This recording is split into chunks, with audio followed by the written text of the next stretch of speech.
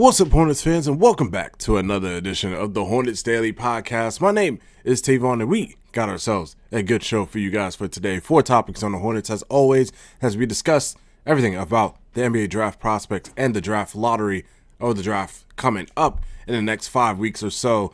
Ladies and gentlemen, we do have an ad spot. Before we begin, that is Kalshi. Kalshi is providing us with the ad spot. You can bet on the market to obtain some winnings, if anything, from NBA playoffs, where you can buy or bet on the NBA Conference Finals that's coming up very soon. You can bet on Game 7 between the Pistons and the Cavaliers. You can bet on who you think will make it to the finals and who you think is going to win the finals. On Kalshi, everything is possible due to their open market. You can basically place that bet as small as 35 cents and get it started for today. You can use promo code basketball, FanArcBasketball, to get $10 when you trade $10 in from the market automatically, and you can win some very, very big money, if anything. So you guys, make sure you use Kalshi for today. That is Kalshi,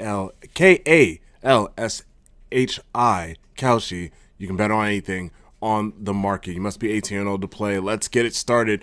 On the video, ladies and gentlemen, BR mock draft. Cam Carr and Nate Ament was the selection for the Bleacher Report mock draft, and the latest mock draft coming in. From the standpoint of the mock draft, ladies and gentlemen, they believe with the impressive combine that came out from Cam Carr, and it looked very good for them, or for Cam Carr stock coming up into that draft process and everything. It seems as though that Cam Carr will be the major player, the major person that is moving up in these mock drafts, and they automatically got us in 14 with him at 14 and dropped Nate Ament actually at 18.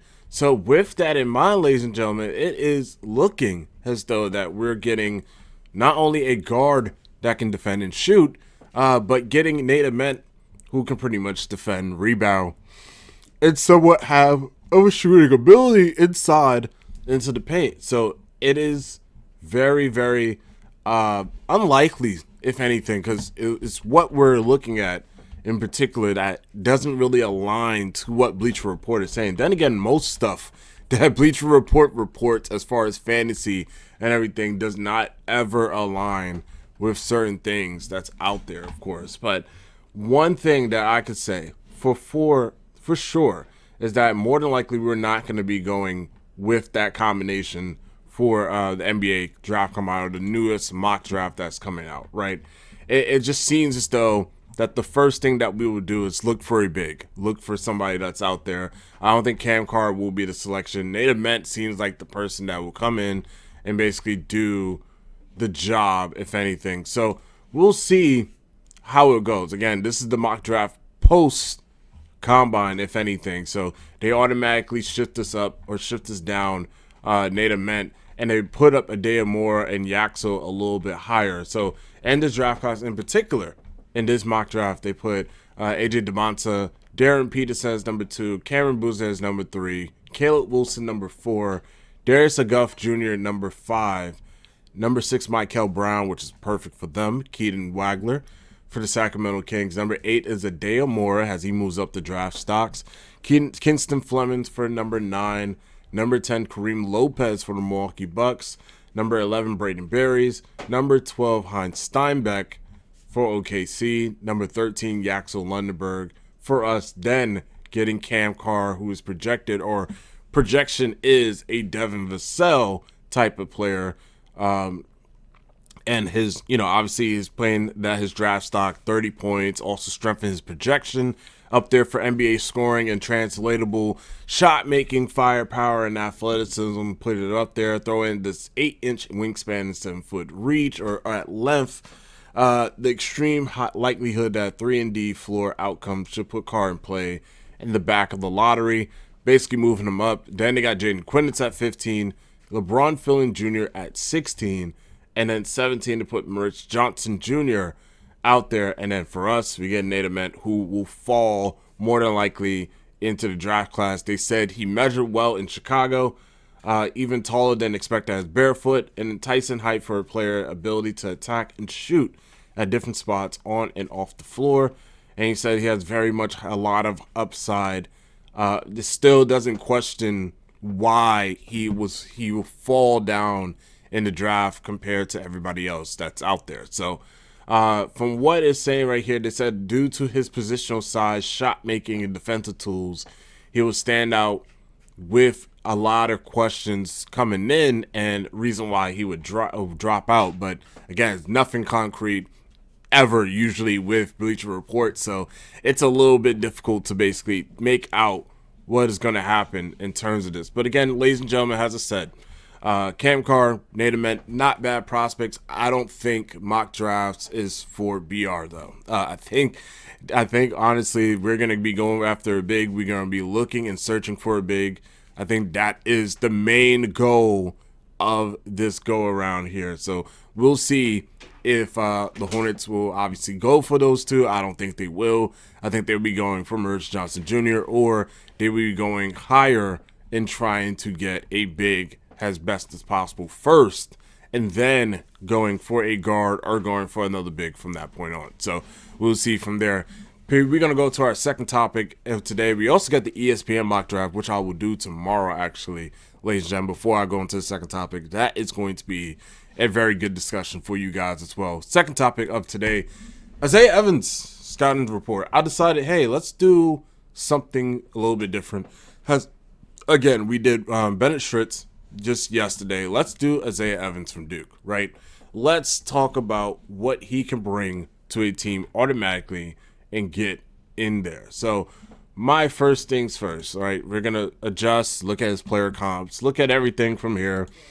Just get an idea of what we will want from him in particular and try to basically see if he's going to be a fit for the Hornets as of right now. I honestly do not believe that Isaiah Evans is going to be a fit in the necessary draft coming up for the Hornets, but I do see him as a potential pickup for later on, especially in the 18th pick if he's available, or if we're going to basically trade back, if anything. Now, remember I said I was going to do Allen Graves.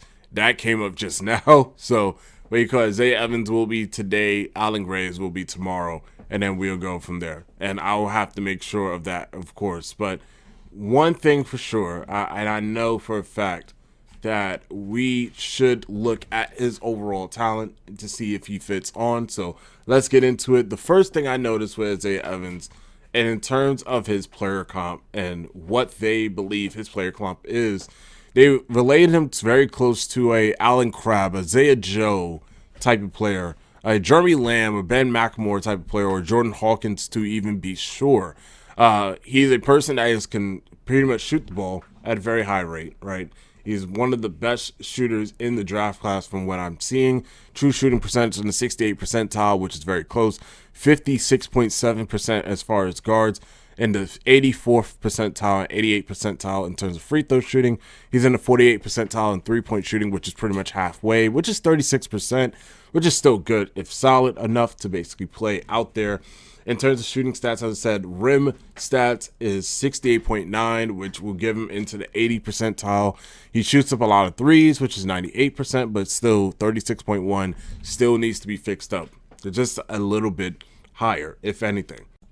Now, in terms of the defense that's going along with him and the strengths and the weaknesses, of course, of what he has been providing in terms of the defense that's out there, I don't feel very comfortable as far as him as a defensive player in some cases, but he does provide a little bit of good defensive skills out there. I'm not going to say he is the best defender in there, but he is a good average defender at most. I see him with a very good ceiling in terms of blocking shots. He has a very good percentage coming out of Duke as far as advanced stats, where he's 2.9% in terms of block shots per possession, which is pretty much 90% in the 90% percentile specifically, which is not bad. 1.5% in terms of steals per possession, which is very not good. That's not good whatsoever. 17% percentile whatsoever. Defensive BPM, if anything, 2.4. not necessarily bad in a sense. Like, so that just tells me in a sense that he's not going to foul. He's not going to foul that often, and he's going to play team defense at most. If anything, he's not the best player in terms of basically drawing a lot of fouls, but he is the best person in terms of just playing some solid team defense where it is. Now, again, he is not a person that is going to be stealing the ball at a very high rate, but he is going to stay in front. He is going to basically try to play as best as he can, and he's going to do his little job, if anything, to make sure that he gets in front and he does what he has to do and provide some three-point shooting on the other end, if anything, for his team as it comes along. As again, playing with Cameron Boozer, he was more of a set player and being that, also trying to be that second option for this Duke team here and there for their offense. And while he is a very good, capable shooter, especially out there in the corner, he can provide some rim scoring here and there, which will give him some versatility coming in. Again, with the 6'6" size, he does provide that at a very high rate as well. And I think he is going to shine when it comes down to it later down the line. Now, 6'6" frame, as I said, you can play the guard spot, you can play shooting guard, you can play small forward. In my opinion, he is going to be a person that is going to be a very tough, and I'm talking about a very tough out for a opponent to pretty much not draft him into the draft combine. If anything, he has been playing tremendous as well. 15 points a game at Duke, 3.2 rebounds, 1.3 assists, 0.7 steals, 0.7 blocks, and getting about 43% from the field in general. Seems like an average day for a rookie, and I honestly believe he has the capabilities of those players that I named earlier in terms of a comp based off of Jeremy Lamb, Jordan Hawkins, Ben McLemore, or Kevin Huerter of that sort of nature. Hopefully the best thing I could say, right, in terms of offensive defensive profiles shared in different areas, if anything. I'm talking about relative and absolute, if anything, that I feel as though that he's going to bring length, he's going to bring size to the position, he is going to be a solid defender, and he is going to shoot at a very high rate. I think that's the main thing that you're looking for from him, and hopefully, let's say hopefully that he develops into a 3-and-D shooter when it comes down to it. Now, as I said, with projections of Ben McLemore, that is not the best thing in the world, right? We don't want to compare nobody to Ben McLemore in terms of his inefficiency, in terms of shooting, but the athleticism is there. Jordan Hawkins, good shooter, not a good defender in sort of the name. Jeremy Lamb kind of caved out a little bit of a role for himself coming in from OKC and then going to Charlotte. So as you guys know that the UConn native from before didn't really play bad. And then Kevin Huerter made a solid career for so far in his NBA career, being on the Detroit Pistons as of now, but before impacting the Sacramento Kings, impacting so many other teams with Chicago. He is not a person that you have to take lightly. They was going to use him until he got injured again in that Detroit series against Cleveland for right now, before Duncan Robinson came back. And then Alan Crabb wasn't a bad shooter. He played for Detroit. I mean, not Detroit. He played for Trailblazers, played for the Nets. Really good defender, really good 3-and-D guy. Does his job very well. Isaiah Joe, same thing. Does his job very well. Emmanuel Quickly wouldn't be a bad option in terms of everything. And then Sadiq Bey has like all these player comps that's coming in. It is not bad player comps. And again, all of them can at least play some defense, if anything, or two, they can at least shoot at a very high level. So I think that's the projection for Isaiah Evans. If you had to tell me if it's a fit for the Charlotte Hornets due to his 6'5" size, 6'8" wingspan, if anything, at 186 pounds, I honestly do not believe that Charlotte will be looking at him at 18. But if they do need a wing and they do need a potential 3-and-D wing that could, shape out into that way, and he's only 20, 21 if coming in, so he has time to develop and everything. I could see him potentially being a pickup at 18 if he is available and if we already secured a center coming into this draft. So we'll see if Isaiah Evans is out there, and we'll see if his 6-factor numbers will basically put up to what it is. And again, his usage wasn't bad. Everything looks solid coming in, and he doesn't really turn over the ball a lot. He's a very good handler of the ball coming in from Duke. So, as I said, it's not a bad situation. I wouldn't put him in the Bennett Stritz category, but I would put him in as a tall guard that can shoot and could potentially play some defense coming in and also handle the ball here and there. So, as I said, it's not a horrible situation. I think we could look for better in terms of guard.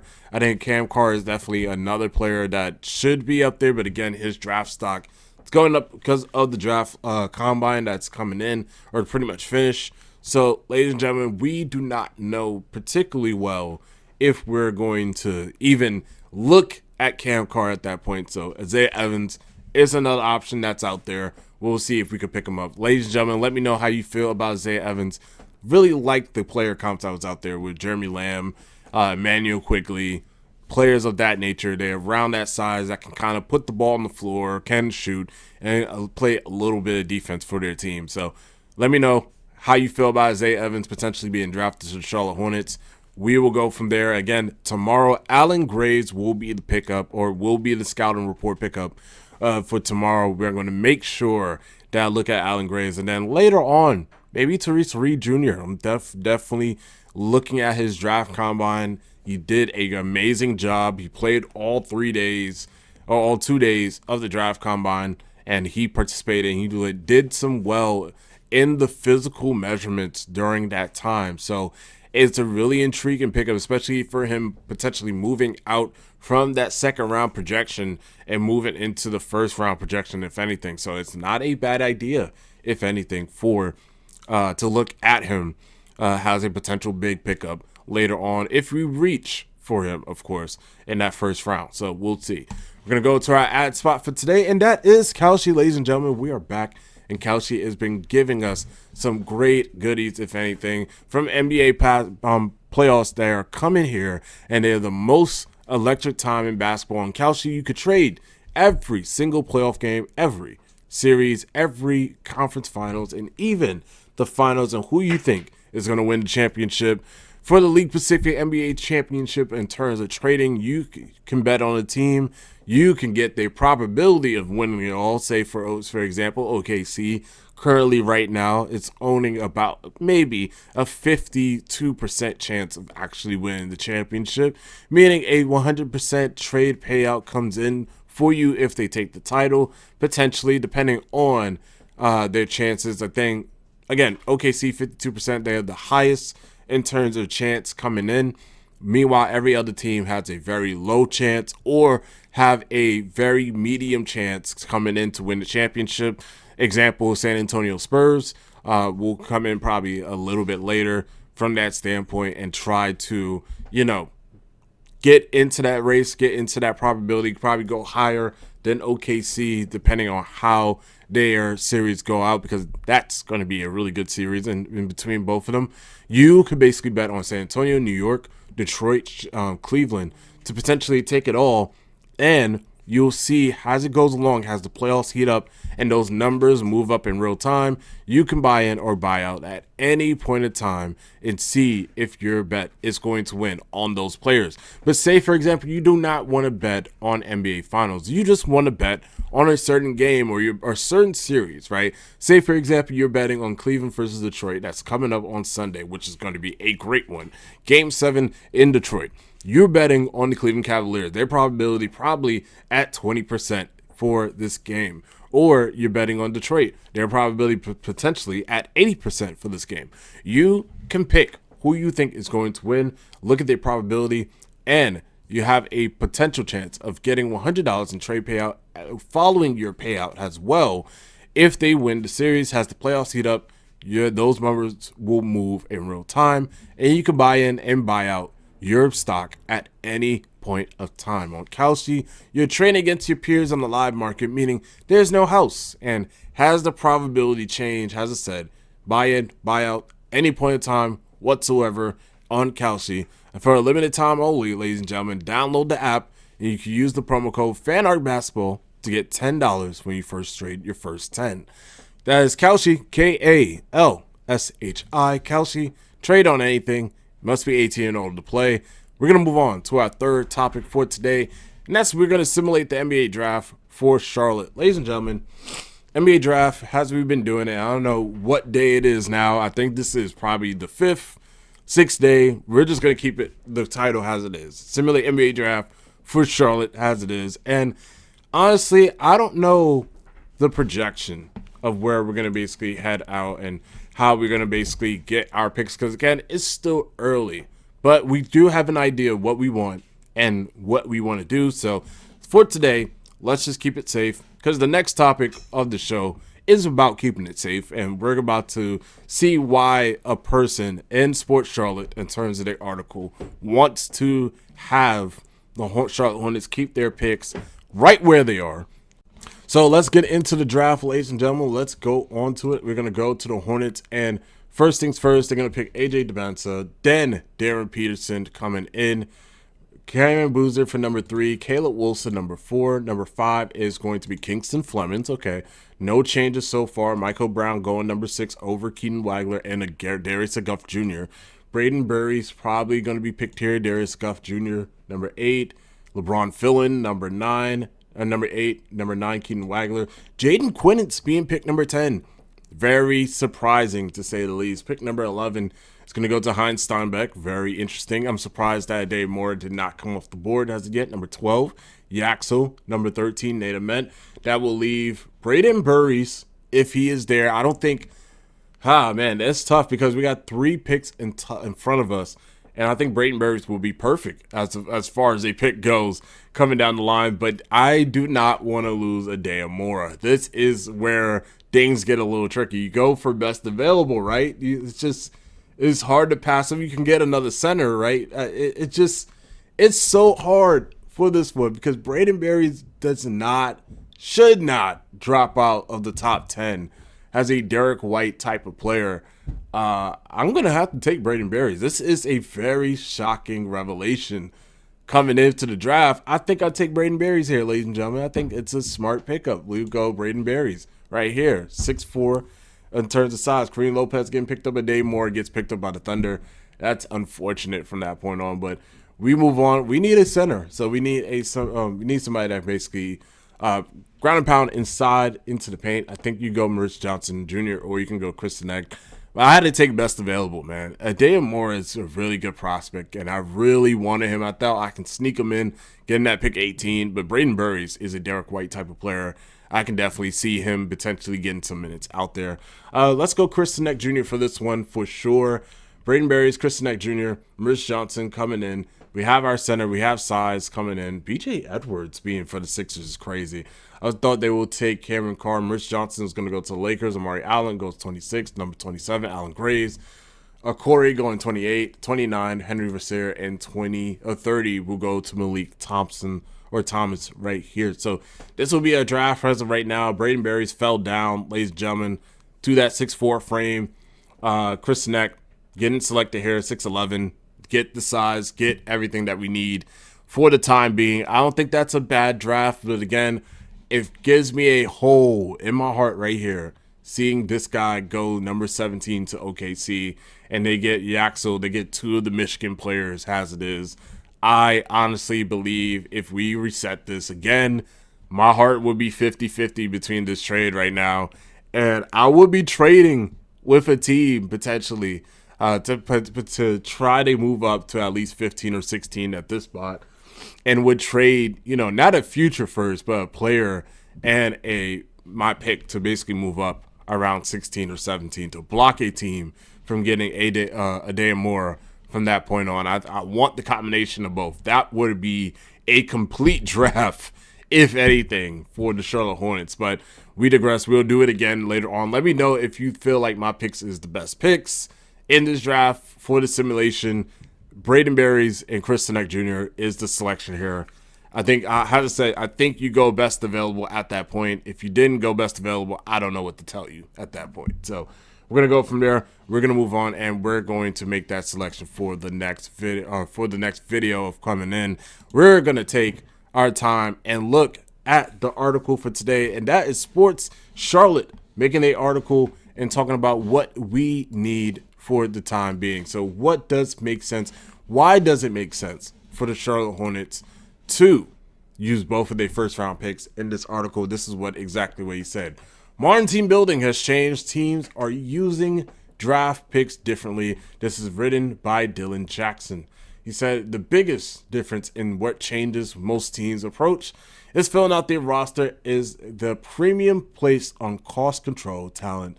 Hitting on a draft pick means that you'll get a rotational pick for a fraction of what that player will cost on the open market. This does not stop the team from trading or signing a ready-made piece before the 2023 collective bargaining agreement. In fact, there was a premium placed on win-now players available for trade or free agency. From 2017 to 2023, the NBA CBA kept the salary cap soft, allowing significant more movement, flexibility, and cash-rich franchise to go deep in their luxury tag to sign, extend players, or trade players. The only penalty under the system is a financial one. But since 2023, penalties deep inside the luxury tax, flexibility of roster building, potentially hindering a team from more severity of any financial loss. I will say this: the Hornets are not going into the luxury tax, nor across the first or second apron in 2026. But if they exceed one, they have much stricter guidelines coming in. As you guys know, when we're under the cap, we can create as much cap as we want.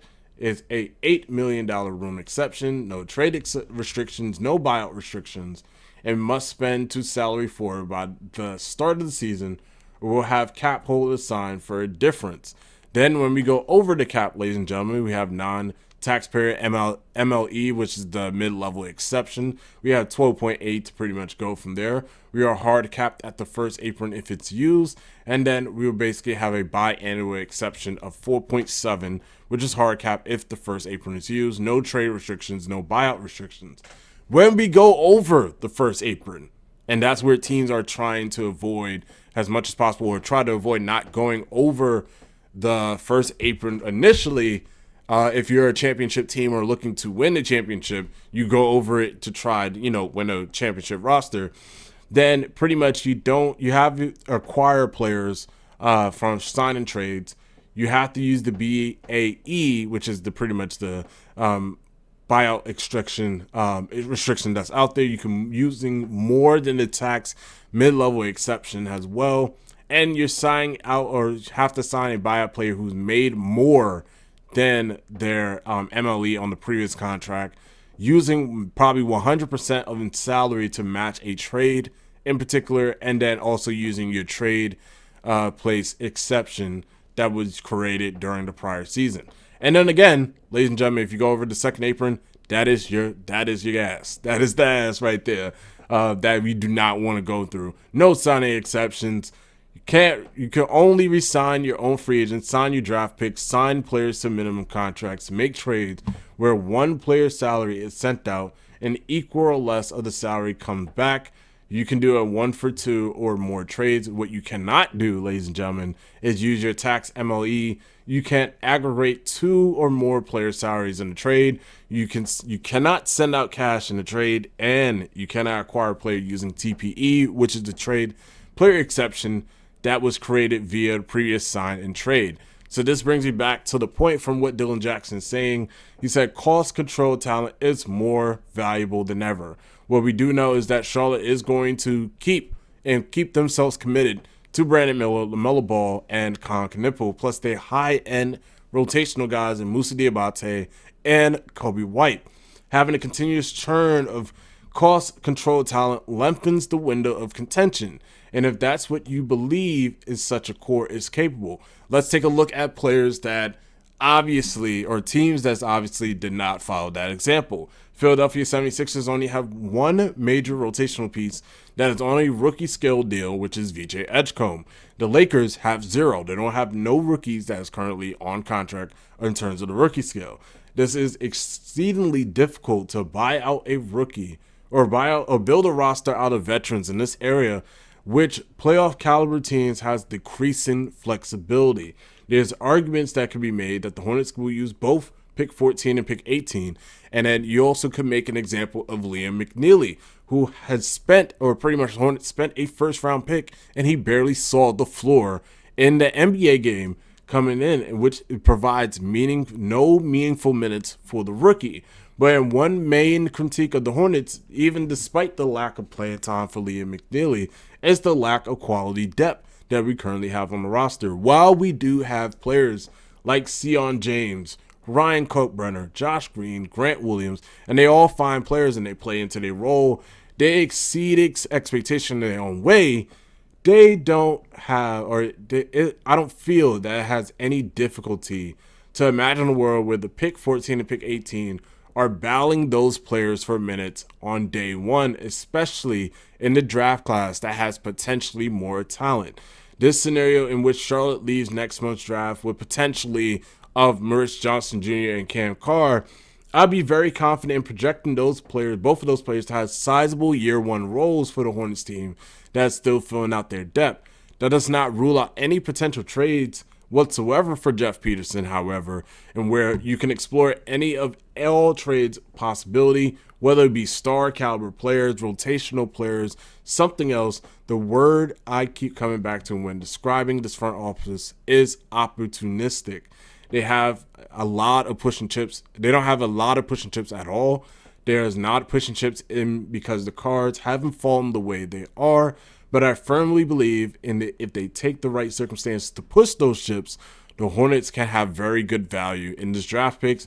And I'll go for far as saying that they can stick and pick with both of their 2026 first round selections unless an opportunity arises. So with that in mind, that's exactly what Dylan Jackson is saying. He pretty much is saying that he feels that this team, while they do need to push out a little bit of players to bring in these draft picks, it would make sense to keep your draft picks currently right now, because if you're trying to go for anything huge, anything big that may break the scale, and you going past that first apron, that is a problem as it is. You're not retaining your pick. You're not attaining your first round pick after you go into the second apron. If you stay in the second apron, ladies and gentlemen, the Boston Celtics had to learn that the hard way, literally getting rid of Jrue Holiday and Kristaps Porzingis right away to pretty much create some cap as it is, and they felt it, especially in this first round. Sixers, as of right now, only getting VJ Edgecombe as of right now. They are going to have to face a fate worse than death, if anything, coming into the next offseason. OKC have Lou Dort and Isaiah Hartenstein currently in potential trouble in terms of cap right now. They cannot re-sign both of them, nor can they re-sign Lou Dort as it is. They're going to have to let him go. They're going to have to use their draft picks, right? They have pick number 12, pick number 17, if I'm not mistaken. They have to use their draft picks carefully to pretty much get players that they want and want to build on this team and want to build them the correct way to fit where Shea and Chet and Jalen Williams is basically benefiting from all fronts. So, ladies and gentlemen, Dylan Jackson makes a really good point here. He's saying, hey, keep these first round picks. Do not trade these first round picks. If we do trade these first round picks, it has to be something good. It has to be something where we can benefit off of it automatically, and we can get a premier star talent. And also, ladies and gentlemen, we can trade some players away to create these depth for these rookies, if anything. So I think that's the main goal. I think that's what they're looking for. And I think that's where Dylan Jackson makes a lot of sense. You let me know if Dylan Jackson makes sense as far as the cap goes. And I'm sorry for rambling about the cap, but it has to be placed out there. Because again, if we are a first apron team, if we go to the first apron. I don't think we are going to the first apron. I think the most we are going is at least getting over the tax at most, but I don't think we're going over the first apron or second apron to build a championship roster as of right now. We have to explain all those things because, again, we do not have control for most of our roster moves if we go to that second apron, ladies and gentlemen, especially if we're going to get Giannis. That's a lot of money. So with that in mind, ladies and gentlemen, you let me know in the comment section, do we keep our picks, do we trade up, unless it's something very optimistic, if anything. You let me know about Isaiah Evans. How do you feel about him coming into the draft? How do you feel that he fits on the Charlotte Hornets? I think it's a solid fit, if anything, but I don't think it's going to be the best pick that we have up there for pick 18 if it's available. Let me know how you feel about the BR mock draft. They got us picking Nate Ament and Cameron Carr. Cameron Carr being the 14th pick, Nate Ament being the 18th pick. You guys let me know about that. And you let me know about how the show is going. You can make that decision for there. Go in the comment section. Let me know how you feel about how the show is being ran. Also, ladies and gentlemen, we are live on Apple Music and Spotify podcasts as well. You can go on those programs or go into those I can say music places and pretty much get a 5-star review, if anything, to give us up there. Make sure you leave a thumbs up. Make sure you subscribe to the Hornets Daily podcast. As always, as we got topics coming in every single day about the draft. So let us give you that entertainment value and let us provide you with a lot of context coming into the draft, ladies and gentlemen. As always, ladies and gentlemen, my name is Tayvon. You guys have a good rest of your day. For the Charlotte Hornets Nation, I need to get some water, ladies and gentlemen. We're going to end it off very quickly. Have a good one.